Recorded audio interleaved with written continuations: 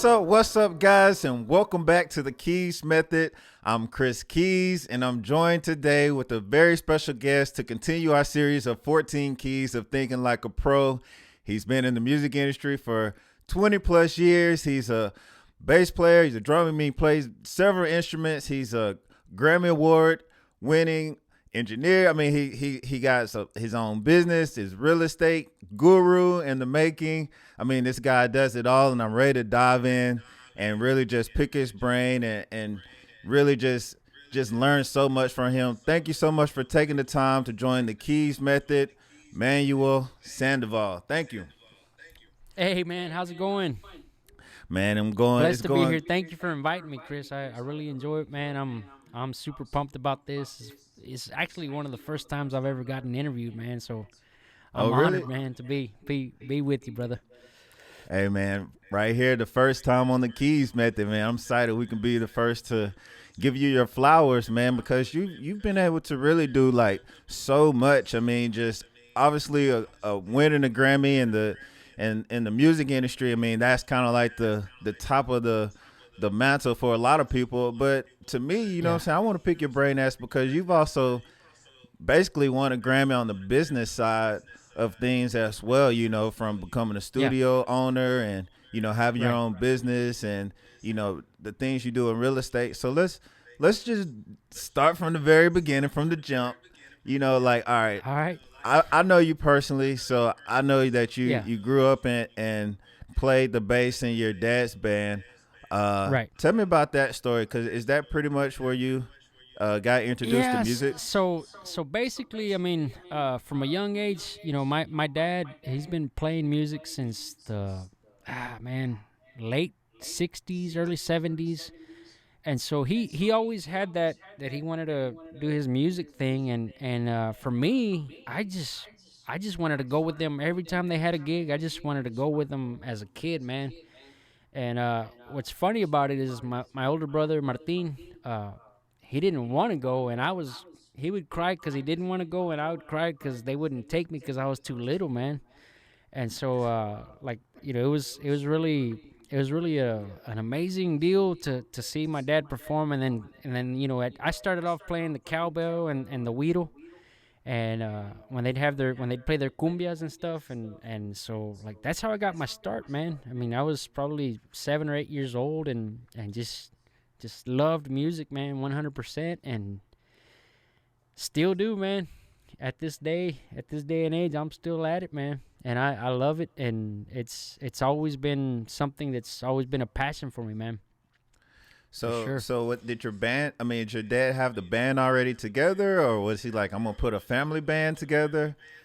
He started off in California with a friend of his up in California, and they started a band over there, and then when I actually started in Seguin, Texas. He started singing with some guys over there in Seguin, and then they moved to California, and then he did music over there too. Then they came back, and he joined with my uncles, and they started Los Aventureros, which was that was a family band basically. It was them three, my dad and my two uncles, and then my older brother Martin. He got into the mix.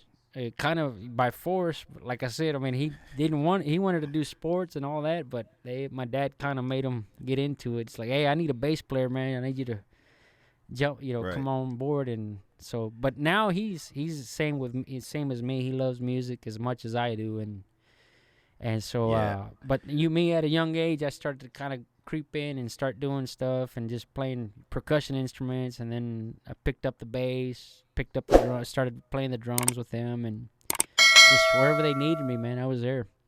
Yep. Man, that's awesome. Yeah, and shout out to Martin, man. He's a phenomenal singer and songwriter as well. And it can play. I mean, just your whole family. I mean, that's what's impressive to me. I mean, your whole family can do it all. You know, it's not just one thing they can do. Was that a big inspiration for you growing up? I mean, because you said something that you loved and something you wanted to do.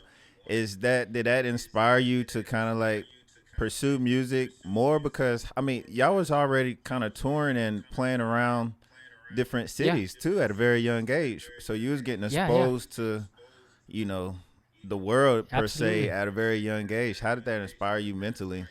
Probably. Well, it for the most part, man. I mean, just being able to hang out with my dad and my brother and my family. It was just kind of like a weekend getaway to go do stuff and just hang out, and we'd play at quinceañeras, weddings, and then sometimes nightclubs and bars and all that stuff. For me was just I just wanted to be on the stage jamming out, dude. That was it for me. That was a fulfillment in itself, man. And so that it really just being able to hang out with my pops and my brother, and that for me, that's what it was. It was that simple, man. Just hanging out and jamming. Right. I mean, I guess that's when you truly love it. I mean, you're not looking at the materialistic stuff around. You're just passionate about the love Absolutely, of music, dude. and man, it's still showing man. today. Yeah. So tell me about Los sure. Ruckus. I mean, what's that? Okay, so that was something that we started, and we it was kind of like a side project because we wanted to kind of do something different other than the traditional norteño music that my dad and my uncles were doing. And that's when I actually started picking up on the piano and doing keyboards and stuff like that. And we started that venture, and then we would go and we'd open up for my dad and my uncle's band. And then that was kind of like a side project, but it actually lasted about 5 years. But one of the biggest things was we did a video for it was a contest that was going on, and the one thing that I remember about that, which was I think it was 1995, man. We were doing that video, and then that was that same day that Selena got shot, man. And that's when that's where I remember, like, that's kind of when we started the whole Los Rookies thing. And but it was that same day that Selena got shot, dude. And I mean, it just, like, I always remember that because that's when we were doing that video, man. And but I think it was 95. Yep. Yeah, that's one of those things where it's like I remember where I was, what I was doing. Yeah. That's one of those moments. So that to me, it was kind of like, she died, but I was just starting, to do music, for me, it was like that's all I ever wanted to do, man. Is just make music. Man. Yeah. Man, definitely. So, I mean, you've done a lot of things musically on accomplishment, but before all of that started, you got into a business or started a business, right, with your brother or a company? Yeah. So basically, here's what happened, man, and this is how God works in mysterious ways, and the way things kind of just come together. But so right out of high school, I took some courses at ACC, Austin Community College, and I was working at a warehouse, right out of high school. I said, okay, I'm going to go to college. I'm going to work. I'm going to do this. I'm going to do that. And when my older brother, Martin, we had already started Agresivo. And so basically what happened was we said, hey, man, he told me, he's like, hey, let's start installing restaurants, franchises, all the equipment and stuff. It's like a 2-3 day job, and there's work every week, and we do it we knock it out in 2-3 days, all around the country, fly back home, and focus on music. So I was like, shoot, I'm down. I said, let's go, man. So I quit my job. I stopped going to school. I said, all right, well, let's focus on this. I mean, we wanted to focus on music and trying to, the business thing was just kind of like so we could have steady income coming in to pay bills and that kind of stuff. But our focus was the band. We wanted to focus more time on the band. Well, this business thing kind of it took off, man, and thank God, and we were able to really do a lot of cool things, and this business kind of grew. We started doing restaurants, but then we actually were able to start working with this company, which is they do music education and athletics, which for me, I mean, I love sports and I love music, man. And so now we actually go and install equipment for a company called Winger. And we do a bunch of stuff in the fine arts. You know, we set up stages, we set up sound isolation booths, and acoustic panels, and that's where I kind of got more into wanting to learn how to record and stuff, man. But like I said, man, everything just kind of it doesn't fall in your lap, but you got to just keep on grinding, and then I realized, I was like, dang, man, you know, we're blessed to be able to have these opportunities. It's been tough. Nothing's ever easy, man, but we've been blessed to have this opportunity kind of come our way, man. But it all started because we wanted to focus on our music and ended up doing really cool things in business, and that's kind of how it all started, man. Yep. Right. I mean, it's still impressive that, I mean, I use the attitude of, man, you got to know where you're going, and then you got to move your feet, you know, and it's the same thing, you know, if you have the Christian background, you know, you got to have faith. Faith without work is dead. So, I mean, it's still the attitude of, you know, you had a direction of you want to do music, and you had your way in your direction, but, you know, because you was busy and moving your feet, you know, you saw opportunity, or your brother saw opportunity, and, you know, you guys knew that was an opportunity because you're like, okay, this aligns with, you know, what I can do. This can free up more time. This can actually help me, you know. So you took the chance and bet on yourself and stepped away from music for whatever time period that you need, and obviously it worked out for you, you know. Yeah. And you know, you now had the time to come back and focus on your music and, you know, actually be a better musician because, you know, maybe some of the worries, you didn't have to worry so much about, like you said, the time or, you know, financially or the little things that you need to be able to create at a high level, you know, I think. Right. So, yeah, man, it's definitely been a blessing. I mean, the one thing that I feel like, you know, because it started to really pick up and we started to do a lot of different things, it helped. But it also, you know, I still always had music at the back of my mind and wanting to create and do different things, and so we just continued to hammer at it. But then it became more of a, I guess you could say it was kind of like on the back burner, but still, like, I was always, you know, just listening to music, creating music, doing that kind of thing, and, you know. But like I said, right now I feel blessed, man, because I get to do what I love to do every day, man. And that's for me. For me, that's success, man. And you know, luckily we've been able to work with a lot of cool people in this business. I mean, you know, I met you through music, and, you know, through, you know, mutual friends. Pete, shout out to Pete Can too. Shout out to Pete. Yeah, so yeah, man. I mean, it's been great, dude. It's been great to really, you know, live this, and I honestly feel that I'm successful, man. And, like, I'm, you know, I always want to grow. You always want to push to get better, and every day you try to find ways to improve yourself. But yeah, man, it's a great feeling. I think you found a way to be successful all throughout life, because even at a young age, you was around. I mean, I mean, I've been out there. I mean, you guys had an 18-wheeler full of stuff, out there. You know what I mean? So, shoot, I mean, and you're just like, man, I'm just doing it for the love of music. And, you know, when I first met you guys, I played on the stage. I'm like, man, it was like a sea of people, and you guys, man, I just love to do it, and you really never got caught up in anything. I think, you know, that's a great attitude for anybody watching coming up is, man, follow that example of just fall in love with what you're doing, and, you know, the glitz and the glamour and all of that stuff. It's just a byproduct. It's just a residue of, you know, some of the good deeds that you do.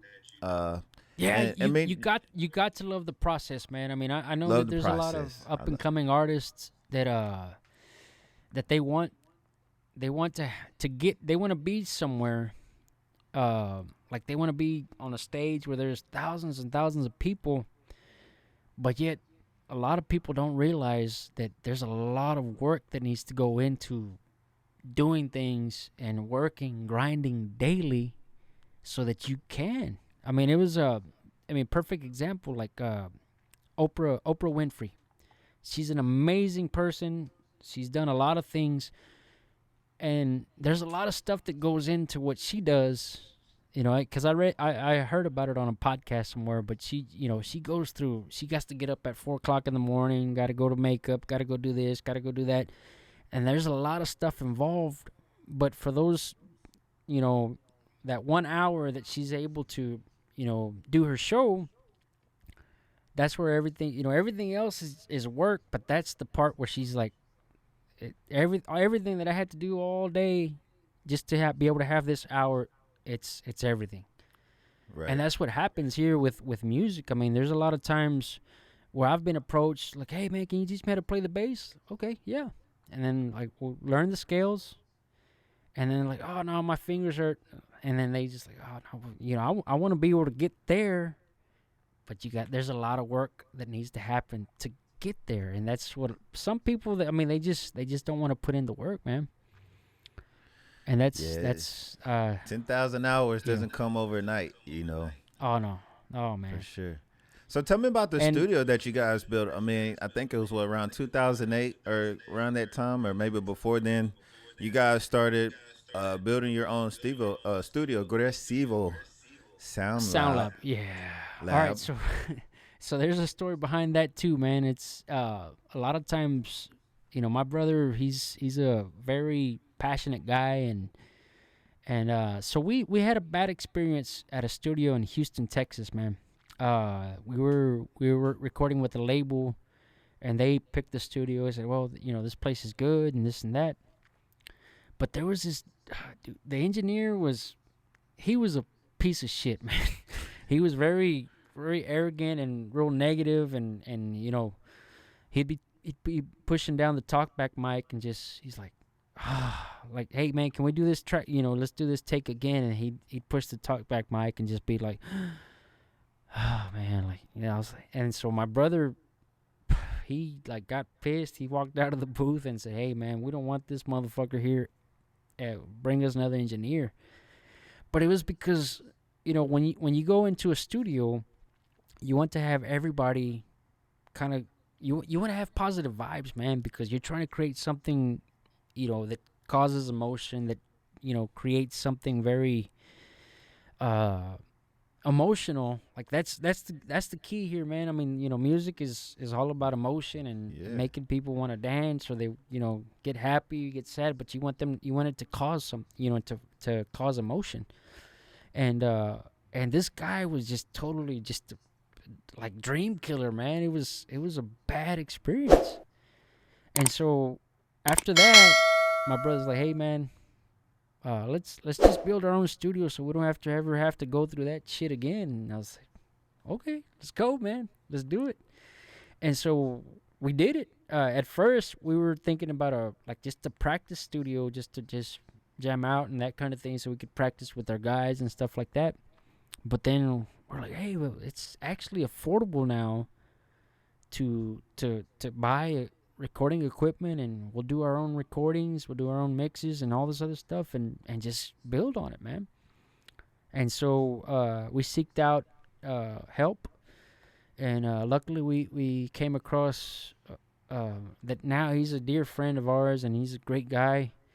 Gerardo Garcia from Monterrey, Nuevo León. He actually is a studio manager of a huge recording facility in Monterrey, Mexico, called El Cielo.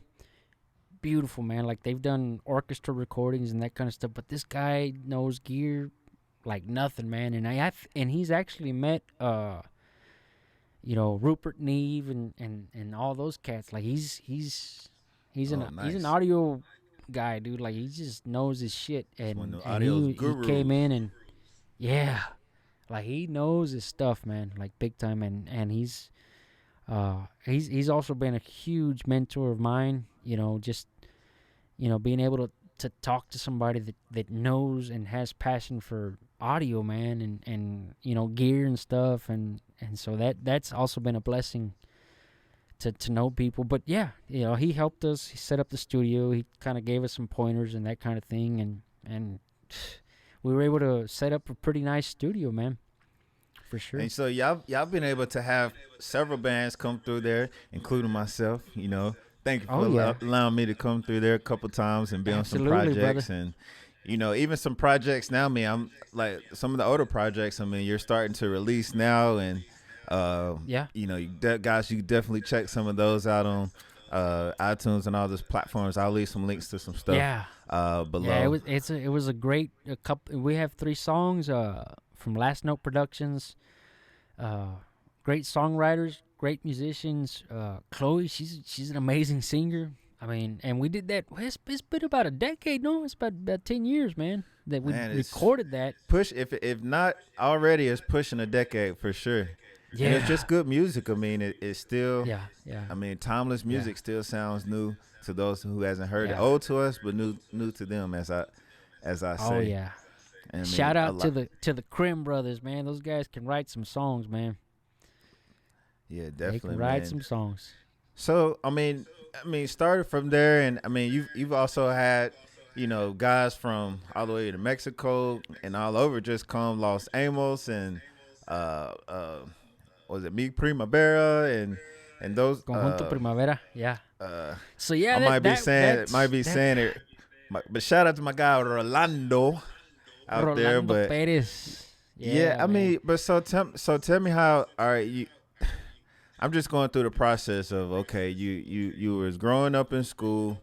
Most people out there just throwing rocks, trying to learn how to skip rocks on the lake, and you was out here playing bass in a band. Yeah. After that, after high school, you I guess went the standard route, was in college, but then your brother was like, hey, no, let's start a business, basically. So you went from, I don't know what you were studying in college, but you went to the entrepreneur side early. I was gonna do, man. But yeah, it was. You was getting your first 2 years is your basics anyway. Man. Yeah. But I started playing in bars at a young age, man. It was crazy, to see a lot of the stuff. My dad was always very protective of me, made sure that nothing happened. But yeah, we were playing in bars, man. It was a cool experience because I got to see a lot of shit at a young age. I was like, oh shit, this is wild, man. But at the same time, I just wanted to jam, dude. That was it, man. Yeah, man. So you go through that. All that at an early age. The entrepreneurship of, what it takes to run a business at an early age, to, leveraging that business, catching the right timing to building a studio. To now we have your studio. It was just for, man, forget this. We didn't get treated right, so we'll do it ourselves. So that turned into you working with some Grammy Award winning bands and winning your Grammy yourself. Dude, take me through that process. Like, how did you connect with those guys, and how did you learn how to engineer once you built the studio, or did you already know how to engineer? I had already started doing some. Me and my brother would started doing some projects, and but we had a real simple system, and we were just kind of we'd write songs and then just kind of record them. We had like there was 8 channels that we could record on, so we'd make it work, man. But we had like this little shack where we would practice. It was a storage space, but we would record there, and we had a little interface, and it was real simple stuff. But then once we decided that we wanted to go ahead and build the studio, I was like, well, I had thought about going to Full Sail University, which was I was like, man, but that's a lot of time and involved, and it's expensive. And at the time, I was like, wow, I just need a crash course, man. So we found this really badass place in Ohio, man, called the Recording Workshop. And so I went there for 6 weeks, and dude, I learned a lot, man. Like that place is awesome because those guys. They teach you signal flow and everything, man. It was amazing. Like it was a really cool thing to be able to experience, man. And I actually went to go visit the school before I decided that I was gonna go there to take that course for 6 weeks. And I was actually doing a job in Chicago, and I actually drove down there. Stupid me, man. It was fucking snowing and shit, and I was driving for the first time in snow. I was like, what the hell, man? But I got there, and then all the hotels were booked, so I slept. I went and bought a sleeping bag at Kmart, and I just put the heater on that rental car, and I slept. I slept like a log, man. But that next day, I went to that school and to check it out and talk to the people. But it was crazy, man. But that school is amazing, dude. Like, recording workshop is the shit. Like, those guys, they got their shit together. So you think somebody started out? I mean, I'm not.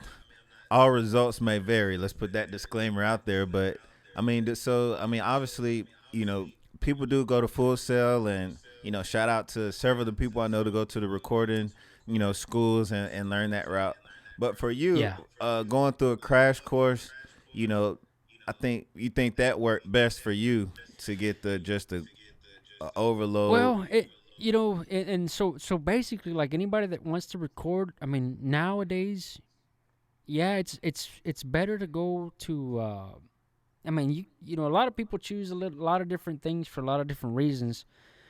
But for me, because I was like, oh shit, I'm already, kind of like, I have to work, and I have to do all these things. I said, so, this made sense for me because, I was able to take 6 weeks out of that's a month and a half, and really focus on this, and it really, it made sense for me at the time because I was like, well, I kind of have a notion of recording and how to do it and all that other stuff. Mm-hmm. But nowadays, dude, you can really pick up a lot of things. Whatever your situation is. But for me, it worked. It was really a blessing. And the other thing that actually helped me was that there was a lot of people that had been to that school that have actually won Oscars and Grammys. And they have all those records there at the school, and I remember going and just checking it out. I was like, man, and it was just a back, it was back of my mind. But I said, man, one day I'm gonna have a Grammy, dude. And I just kind of, it like motivated me. And I said, I don't know how or what, but one day I'm gonna have one. And that was in 2009. The process of how did you get one? Like, what project were you working on to get the Grammy? So, I've always been a huge fan of this band. Like, I've always loved their music. I mean, they're a great band. I mean, like, I'm a super fan of Conjunto Primavera. And so we were able to come in contact with the guys through another gentleman named Victor Mata. And Victor, he was a producer. He did a lot of different things and projects, and he worked with us on an album with us with Agresivo. And he's like, hey man, I know the guys really well, this and that. And so we met. That's how we met Rolando, through Victor. And Rolando became, after a couple of meetings with him, he's a great friend. We talk, and he actually, through him and through Victor, we were able to, kind of talk to Primavera, and we told them we had a studio. They came and checked it out, and said, hey, let's go ahead and do an album there, man. And so they actually mixed an album here, and then they recorded a full album with us, which was one that got the Grammy.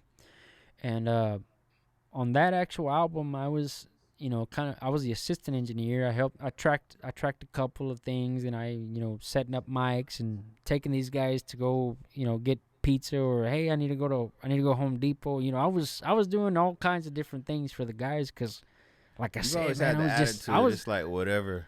I was just a huge. Whatever. I was like, whatever you guys want to do, man. I said, I'm here, and I tracked for a little bit. I set up mics. I did this. I did a bunch of different things, and but it was because I can't remember, because I came down there once. Was I down there during that process? Was that during that album or another album? I think I came and stopped by. I didn't do anything. I think you did, man, because we were barbecuing a lot outside and just cooking it up, man. I mean, my dad. That's one thing I noticed too about. I mean, just you guys. Just the love and the humility and hospitality you guys offer. Everywhere you go. Definitely. Your studio. I mean, I think it's a private studio, but I mean, you definitely have like an open a door to just people to come in, and whatever's there, I mean, it's yours. I mean, whatever you need, hey, just let us know. We'll go get it. We'll provide. And that kind of sparked off from our your bad experience in Houston. That bad experience in Houston, man. You like never treat anybody like that, man. I mean, because people are coming in to do something that they're putting money into it. They're putting hard work. They're putting practice, everything, and for somebody to just kind of be there with the shitty ass attitude, like, nah, dude. Yeah. And so that's always been my thing. Is like, hey, man, anybody that comes in through here and wants to record with us, or wants me to mix their songs or whatever, I'm gonna be to the best that I can do and try to be. To add to the project, man. Right. 100%, dude. Man, I love that. I think it's just a lifestyle for you guys. I mean, you've been doing it, maybe I'm trying to figure out if that's something that was developed, like I said, when you were just little, just the expectation. All right, let me learn the right scales and get the right notes to maybe it's just a lifestyle, man. Let me just do the right thing. It's my parents, man. My parents are they're my rock, man. My mom's a sweetheart. My dad's he's a hard ass on us, but he's also very loving, and they've always tried to make sure that we keep in line, man, and treat people right. Right. Everybody. It's not, there's no, it's always like, you gotta, be a person that's gonna always add to another person's day. I mean, even just with a smile, a thank you, just respect. I mean, that I learned that from my parents, man. 100%. They are they've always been that way. They've always been helping. They've always figured out ways to help others, and that's kind of where my I've been practicing that and doing it just because it feels good, man. When you do stuff for other people and you try to help them to get, bring them up, it's just an amazing satisfaction, man. For sure. That's a good gem right there, man. So. Oh yeah. So tell me too, because you've toured and been a live engineer for several bands. Like I said, I know one of the bands I met, a lot of fun with these guys. Los Amos. Los Amos. Dude, I mean, those guys dudes introduced me to what Bucanas was, but yeah. Hey, so tell me, for the guys that are engineering that just say, hey, all I do is, press the faders up and down. Is there a difference between engineering live and engineering in the studio? And if so, absolutely. What are you looking for in the two differences? So in the studio, you have a controlled environment. I mean, a lot of times you got your bass traps, you got your acoustic panels, you get all this other stuff, and a lot of times what you're trying to do, you got to find the transparency.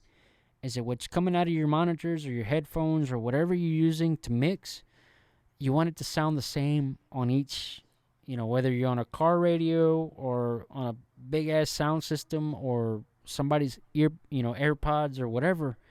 You want it to be kind of the same on each listening device. When you're doing live, dude, there's all kinds of variables, man. I mean, it's like, you're trying to mix to tune to where the room is, because sometimes, you got really shitty acoustics. Like a lot of times when you're going into like an arena or a stadium, well, you got a lot of stuff going on, man. I mean, it's a big ass space. There's a lot of echo, reverberation, and all that kind of stuff. And so, like, luckily now, because of science and technology, people have been able to really figure out what they have to do to tune the room, adjust frequencies on the whole thing, and to make it work for that space, which is it's amazing, dude. Like now they have all these different software where you got the RTA mics, and then they run the pink noise, and then they try to see how to level out the sound, and there's some amazing live engineers, man. But it's a whole different animal. It's two different things in the studio and doing live. Is it one that you prefer now over the other? Well, they have a couple of them, but one of them that was really popular when I was doing live sound was Smart, and so it was a software where you could run it off an interface. You'd run the pink noise. Pink noise, for you guys that don't know, is basically all the frequencies running at an even level throughout the whole spectrum from 20 to 20K, and so that runs. It's just a and I don't know if people have heard it or not, but it's basically what they do is they send out all the frequencies at an even level, and then it helps you to kind of measure what adjustments you have to do on the frequencies. And so, but Smart was a good one. But now I think there's a couple of them, and I think there's even on there's a couple of them on the iPhone, man, where you just run it on an app, and it helps you to kind of like if there's a certain frequency that's jumping up, you just on your graphic EQ for the main, you just notch it down, and it works, man. And it also helps like for monitors, like if there's a specific frequency that's really loud and it's like causing that feedback, you just cut it down, like, oh shit, that's 2K or whatever, and you just knock it down and it cuts it off, man.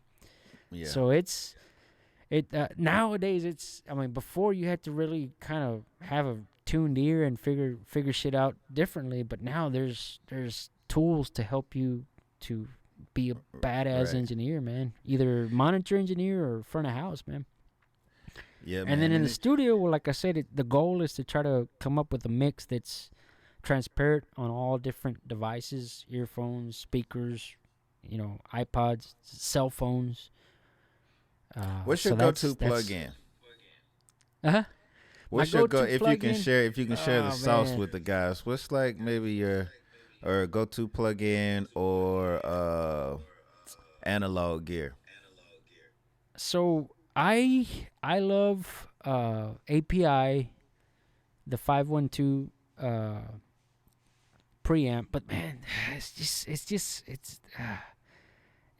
that, I mean, all of them are badass, dude. It's just, I think the bigger deal, and this is one thing that I've always talked to with a lot of people, is like, I said, it's all about the musician, man, like the tone that they carry. Because I mean, just imagine James Brown on a mic like this, or James Brown on an SM57 with a just specific preamp, but his voice carries through no matter what. You can put him on a shitty ass microphone and he'll still kick ass. You know what I'm saying? Or but that's and I think a lot of times people really focus on that, but it's the performance of the artist, of the musician. Those are the things that you got to build up and really motivate these folks so that they can do the best performance they can. Because I've seen the mics that we're using right now. I saw a documentary of Metallica, and they record. He records all his vocals with this mic, dude. But the performance is the key. And then I haven't seen the performances. Yeah, it's all about the performance, man. Yeah. Because I remember when I was a kid, man, I had a shitty ass Ibanez bass. Well, I thought it was shitty. Because my dad, I asked him to buy me a more expensive bass, and he said, no, until you get better, then I'll buy you another bass. And I was like, shit, fuck, all right, cool. So I had this 5-string Ibanez bass that I thought was shitty the way it sounded. But then some guy, he was an older guy, and he said, hey man, can I jam your bass, for this, for this hour? They had a couple of bands playing at a quinceañera. And I said, yeah, man. And I was like, fuck, damn, that fucking bass sounds badass. And that's when I realized that it was me, dude. Like, it wasn't the bass that sucked. It was me that freaking sucked, man. I was like, fuck. So that's where I was like, shit, okay, I got to get better. I got to find a way to get a better tone on the bass, and that's it. I mean, it's not about the bass. It's not about the preamp. I mean, yeah. I mean, there's certain things. I mean, there's certain characteristics with each, preamp or compressor and that kind of stuff. But it's all about the performance, man. 100%. I mean, and obviously, like if you're recording live drums, you want to make sure that all the drums are properly tuned so that you don't have any overtones and that kind of stuff. But for the most part, it's the performance, man, and 100%. And as far as like the Waves plugins are badass. For tuning, I use Melodyne. Because sometimes there's little things that you got to fix with vocals and stuff like that. But I use a lot of Waves. I have some of the universal audio stuff. Everything works good, but it's just a matter of taste and the color that you want, what you're looking for. But what about speakers? Because I see you have an array of speakers in the background. Look like some Genelecs and some Yamahas I got the NS10s. What's the difference in, like, why do you have so many different speakers?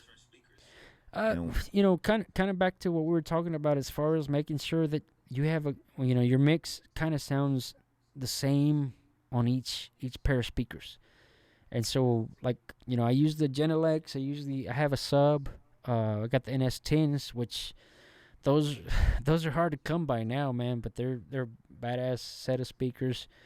But I usually majorly I use the NS10s to mix, but I also use a pair of headphones. Let me go ahead and pull them up here. These right here. These are really cool, man.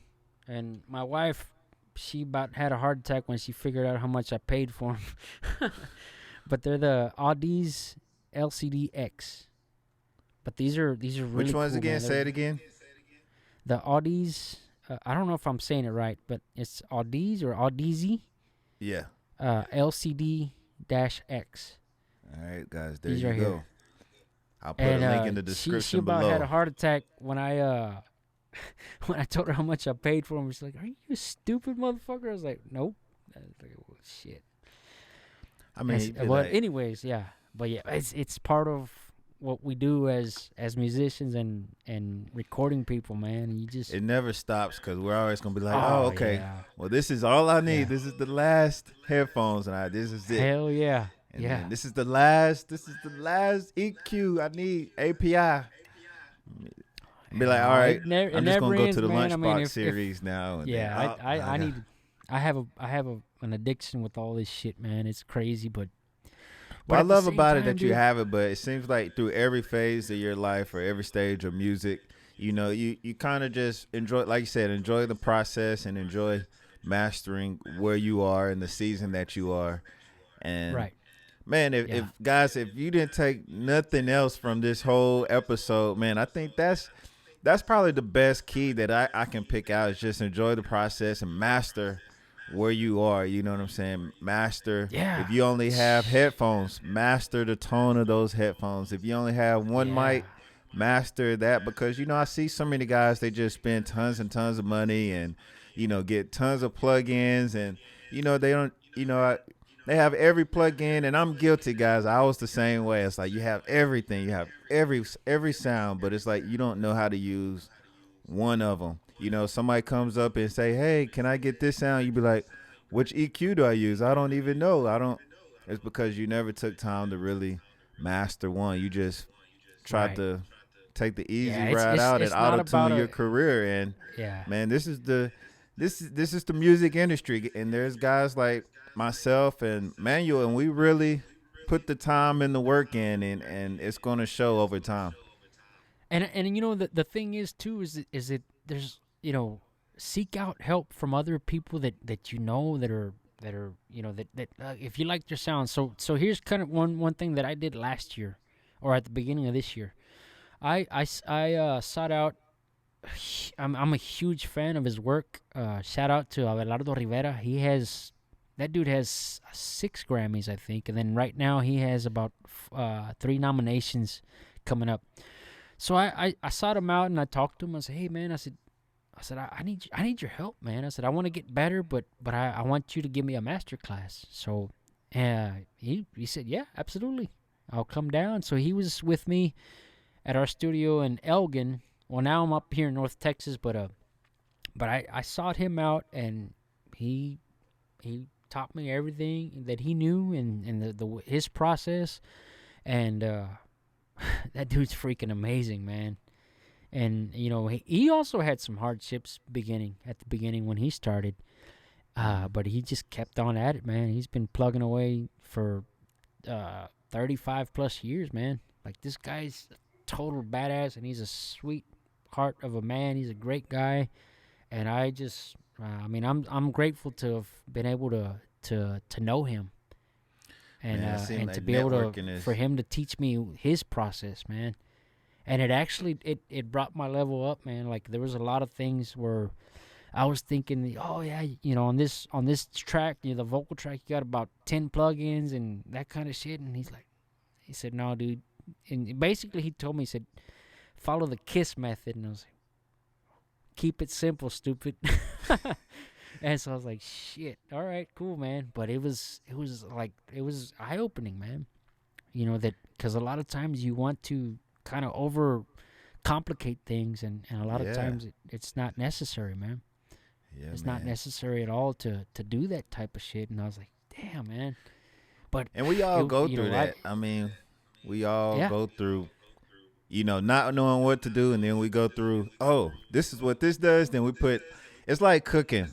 You know, I'm not the best cook. I'm learning how to cook, you know, but I went through a phase where I used to put the onion powder, the garlic, the salt, too, the man. pepper, the man, just I can't even think, paprika, just turmeric, just everything. And this is just on fish. You know, it's something that's really kind of light, that needs really. And then I think I watched, man, I can't, shout out to Austin, man. I think I watched the barbecue something or cooking channel, and it's like, man, I use salt and pepper, and I was like, there's no way salt and pepper can work. There's that app, dude, that master class, and I watch all those different, and that's the thing, man, is like that's one thing that always kind of stuck with me with that was like there's a guy that talked about it. It's like success leaves clues, and so you know people that are successful. Well, they've done a process. There's a way that they live their day. They have a daily routine. They got this kind of stuff. So I love motivational stuff, man. That's like, it keeps me like, I'm on, you know, I get fired up every freaking day when I see these types of things. And so like you said, you know, I was like, shoot, I love to cook as well, man. I love to cook. And so, I downloaded that master class, and there's one with Franklin Barbecue, Aaron Franklin, man. And so he goes to a step-by-step process on how to cook a freaking brisket. And I was like, oh, gosh, man, he's probably got this secret thing, salt and pepper, dude. Salt and pepper. That's it. I was like, what the fuck, man? I was like, damn. But, yeah. But you tried, and it's the best. It's the same thing with music, dude. Like, I mean, there's a lot of things that correlate in a lot of different things, but it's the principles. You know, it's the principles, and I think the most important thing here is, like, you know, lately, because I don't have a big space now that I moved up here to North Texas, but it's all about hard work and just persistence, and, you know, documenting stuff so that you see, like, okay, you know, I kind of messed up here, I did this and that, and then so you take notes on every time that you do, so that you can improve. Right. And so the two things that I've noticed is success leaves clues, and what is measured can be managed. So like when you start to document things and say, okay, well, what did I do wrong here? How can I improve? You tend to think about those things, and it's in your subconscious, and you grow, man, from that, for sure. And I've tried it with cooking, and I've tried it with music. And so, you know, it's the principles. They're all the same, man. Man, absolutely. And man, the game of life it applies to the game of music. You know, you apply those same principles to music, and you know, the success of music will follow just as success will follow in the game of life if you follow the same principles. And I mean, Absolutely, even man. once it began, I mean, you have the entrepreneur mindset, and you know, you just attack whatever that you set your hands on, and come in with a focused attitude. And talk to me what you've started here now. I see you wearing the shirt, Los Oh Texicans. I yeah. mean, that's a project, Okay. a new So project. yeah, Tell us about that. this is a little bit different deal. And it kind of, I mean, it started last year. I thought about, I was like, man, I want to do another project. I just don't know what the hell I want to do. But I've always had a huge soft spot for Tejano music. Um, I never really played it. I just, I was like, man, I really like. But one of my favorite bands in Tejano was Los Hometown Boys, and so those guys, I remember seeing them at a young age. We played with them in Houston one time, and I was like, damn, these motherfuckers are badass, dude. I was like, oh shit.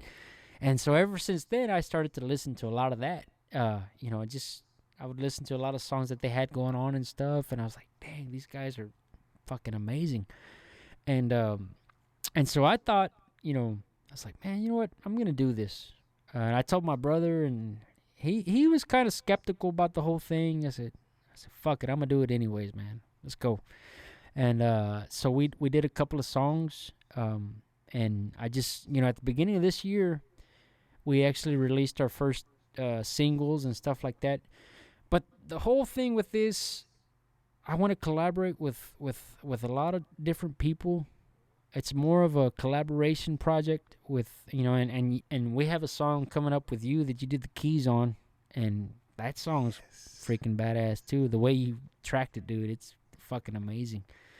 And you gave it a whole different, you gave it another touch, man. And I appreciate you for some that. Keys on there. Boy. Sprinkle some magic on there.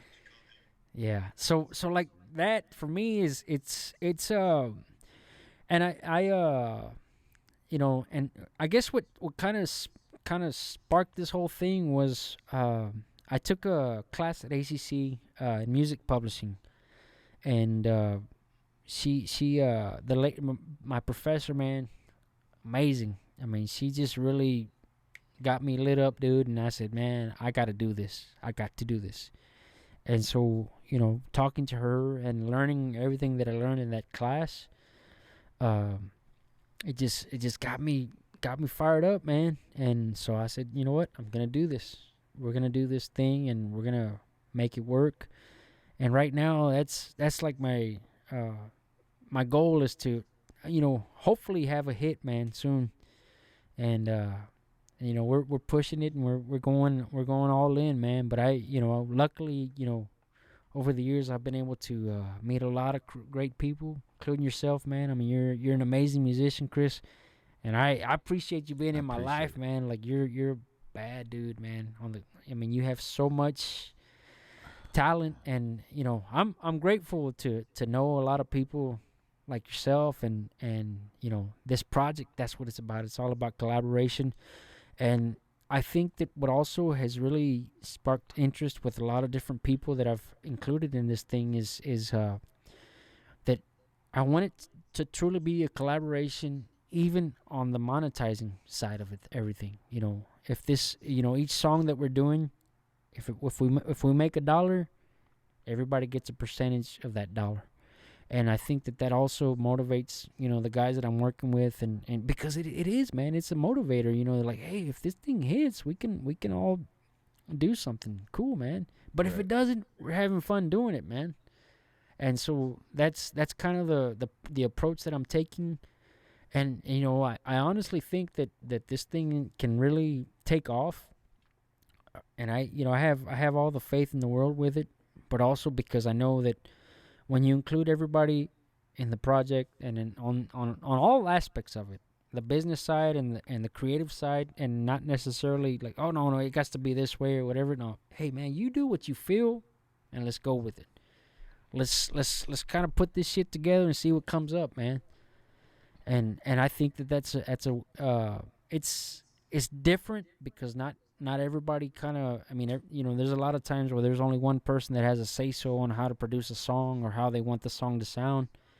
And in this case, I'm just like, and they're like, oh, what do you want me to do? It's like, do whatever the fuck you want. Just make sure that it feels good, man. Like, really? Yeah, like, man. yeah, That's exactly. I think that's showing a lot of maturity on the music side too, just for you to able to come in and to able to give guys the opportunity also to come in and collaborate and to give them an opportunity as well. So Absolutely, man. It's love on both sides, man. I think it's a wonderful thing. So I'll definitely have to put links so you can check out their new single, or you might have a couple singles. I don't know, depending on when you guys watch this episode.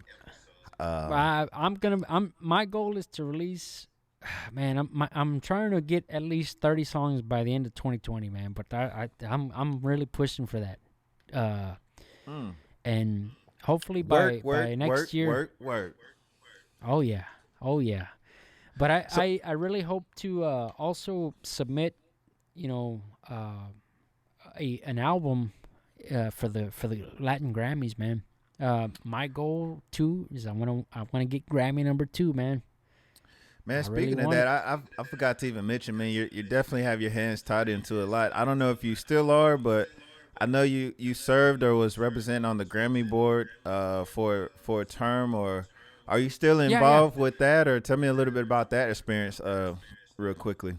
Well, so I've been able to do that, and I've been blessed that they invite me to kind of sit in and listen to some great music. I mean, there's a lot of great musicians worldwide, but this last year actually we were able to do a really cool. It was a little bit different, now because of the pandemic and stuff, but I was able to sit in and be a part of a committee and listen to a bunch of different music, which was amazing. I mean, you always, there's a lot of high-profile people that, and sometimes I feel like, shit, I don't even belong here, man. I'm fucking installer, producer guy, and these guys, that's what they do all day, every day, is just make music, man. But it's a blessing, and I'm grateful that they invite me to be a part of it, and trying to make things to where the whole thing is with the Grammys, and a lot of times people kind of dog what the process is, but what it is it's based on the peers. Right. It's not the popular vote. It's not the fans or that kind of stuff voting. It's your fellow producers, engineers, music people in the business that pick out what should be as a finalist. And I think there's a big misunderstanding with a lot of folks on that, and they don't really understand it, and but it that's what it is, man. And to be able to be a part of that, it's awesome, dude, to be able to be a part of that. Yes. So for the guys that are watching, if you do not win the Grammys, it is not his fault. There is a voting process. There's 2 or 3 stages where it's thousands of people, maybe more than that. I don't know how many people. It's based but maybe on peers, on the people that actually make music. They'd be like, I'm going to look you up, man. You voted. Hey, man, but I'm glad enough of the peers voted for your work that you was a part of. And, man, hopefully, whenever you get ready or whenever you decide, hopefully your peers and everybody would respect your new work when you go for Grammy number 2, 3, 4, and 5. And well, maybe it's one of the man, songs but we if on not, too. Dude, like I I wouldn't mind it's one. Just we'll get there, man. We'll get there. But yeah, man. Like until then, man, we're enjoying the process. Like you said, guys, we're enjoying the process of just creating music. And man, I had a lot of fun today just going through the process of hearing your story. And I've been around you for probably almost a decade, and I mean, it was just really fun to kind of dive in a little bit deeper and learn more about you. And hopefully guys are watching back at home or wherever on their phone or getting something out of this episode as well, man. It's been a lot of fun. Absolutely, man. It's been great, dude. Like I said, I'm honored, man. Like I've never been interviewed, and this is different for me, man. Cause it's thank you, man. Appreciate you, man. Very And I'm nice, glad man. you're doing this damn show, man. I'm proud of you, man. I'm excited for you. I hope this thing takes off for you, man. Man, I I know it appreciate. will, but you just gotta put in the work and the persistence, man. That's it. Man, yeah, that's Just it, like you man. have with music, man. Like you're one of the few guys that I know that lives doing music, man, and that's a blessing too, bro. Yeah, So definitely, man. Yeah. So tell the folks, man, before we wrap it up, tell them, is there anything you got coming up? I mean, you're gonna do 30 songs, and I'm gonna try to I don't do know if you 30 could do any songs, much more man. than that, but is there anything else for guys to look out for you, or where they can find you, or coming up into the end of this Just year I into mean, the next year? so right now, like my main project right now that I'm totally focusing on is Los Texicans. And we have a website where we're selling band merch, and we got SoundCloud and Spotify and iTunes, but everything you can just search it Los Texicans. Okay. But yeah, dude, that's my focus right now. I am doing mixes and mastering with a couple of artists and doing that kind of thing too, for the most part. But right now, my focus is I'm all in with Los Texicans, and that's what we're doing, man. And there's Those a couple of Texicans, projects man. coming out that are gonna be pretty exciting, man. I got some. Luckily I've been able to have a few folks that are really talented, Yeah. like yourself, like my like Cometa, my El Tocayo. He's a solid piece. My brother, a lot I of mean, you people being involved, modest. I man. mean, So these it's guys are some of the best in the world. These guys are world recognized and been honored and recognized by some of the other greats around the world as the next. These guys. I mean, some of the legends have passed the torch to some of these guys absolutely, that are man. part of this And album. So this I, is I I feel blessed to know guys like yourself and Cometa and just yeah, all these different cats that are involved, man. It's a blessing, dude. And I think what really helps me to really keep that fire going is every day I wake up and just practice gratitude, man. Like I'm grateful for everything. Grateful for another day, grateful for my family, for the work that we have, the opportunity to do what I love, man. I mean, shit, that's just super amazing, man, to just be able to. yeah. And I think that's the simplistic thing is a lot of times we all tend to overcomplicate stuff.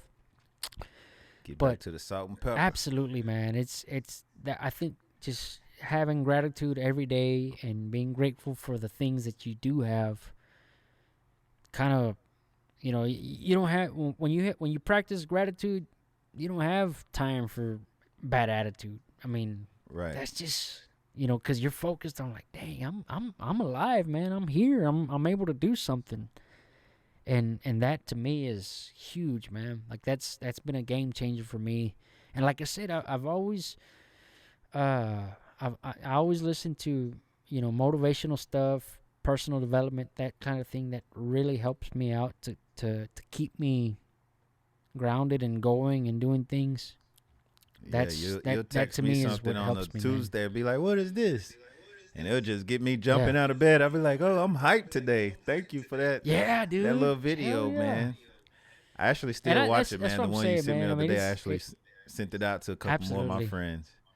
absolutely, brother. But yeah, dude, it's amazing, man. And I'm, like I said, that's one thing that's really helped me lately to kind of push through all this stuff. Right now there's a lot of things going on, man, for a lot of people, and and I always try to help people as much as I can, on a personal level, because I get satisfaction out of that too, man. I mean, Right. I'm it brightens your day when you smile at somebody or whatever, dude. It's when you do something for somebody else without anything in return, it just makes you. I feel great, dude, and that's my thing, man. Is always trying to do that. And yes, we all got shit that we got to deal with and things that we got to work on and stuff like that. But But when you're going through some rough stuff, man, you definitely find joy in helping other people, man. Man, that's very true, man. And yeah, I mean, it's true from what you said. And, you know, just, you know, guys, I do actually have a video of depression I put on YouTube. But I said that, I mean, for one of the things that helped me kind of get out of my slump was actually figuring out what I could give to somebody else today instead of trying to receive something. And I'm telling you, and you're guys, doing that it here, man. And answer. That's the cool thing. Like you're actually sharing a lot of knowledge of a lot of, you know, blood, sweat, and tears that you've done throughout the years trying to figure out how to produce music and how to make beats and how to, you know, work with artists and that stuff. That's amazing, dude. And I'm super excited for you because I know that you're gonna have success with this thing, man. Because you're doing it for all the right reasons to help others, and that's amazing in itself, man. And so, you know, kudos to you, man. I'm proud of you, brother, and I'm excited for you. And I think you're gonna be successful with this thing, man. I appreciate it, man. You know, I'm giving y'all all the sauce. Y'all heard it here. You know, I can't do the work for you. You got to do the work. But I'm giving you the instruction manual for sure, for sure. Well, man, this has been a lot of fun, man. I think we're going to wrap it up for today, man, for another episode. We're definitely going to have to get you back on for a part 2, another episode, and dive some more in, man, because I know you got a lot more to give. But, hey, man, thank you guys for tuning in to another episode. Is there anything else you want to say real quick? I'm super excited for you, man. I hope that you fucking hit a home run with this YouTube channel, and you know all the people listening. You just it's not complicated. You got to have a specific goal in mind. What is it that you want to do? Because like the great Zig Ziglar said, if you aim at nothing, you're gonna hit it every time. So you have to have a specific goal, and you got to realize and kind of look back at things and go, okay, so where do you want to get? Like if you're an artist, okay, so what is it that what's your specific goal? Find out what it is, and write it down, man. I mean, just have it in your bathroom. Like if you're sitting if you got to go take a shit, you got it, over there on a whiteboard, or if you're cooking dinner, or just specific goal. You have to have a specific goal, and you gotta, kind of think, reverse engineer the things, and then think about the steps that you got to do to get to that goal. But you have to be specific. Man. You have to have goals. You got to set a goal. I mean, whatever it is, you want to have 1 million views on your YouTube channel, or you want to have 1,000 likes on your Facebook page, or whatever it is. And then always, continue to up it up, man, because that's how we all grow, And the other thing is always put yourself in uncomfortable situations, man, because that's where you start to really grow, man. You see change and growth. But yeah, it's all about goals and having faith, man. You gotta have faith in yourself, believe in yourself, have confidence, faith in God. Or for folks that just have faith in the universe or whatever it is, man. But you gotta always set the mark super high, man. And I mean, whatever it is, but have specific goals, for sure. Man, definitely. Yep. Well, guys, y'all heard it first here on the KeyZ Method. Once again, Manuel Sandoval, a phenomenal musician, phenomenal engineer, and just a phenomenal person. Thank you again for joining. This has been another episode. You guys, y'all stay creative. Peace.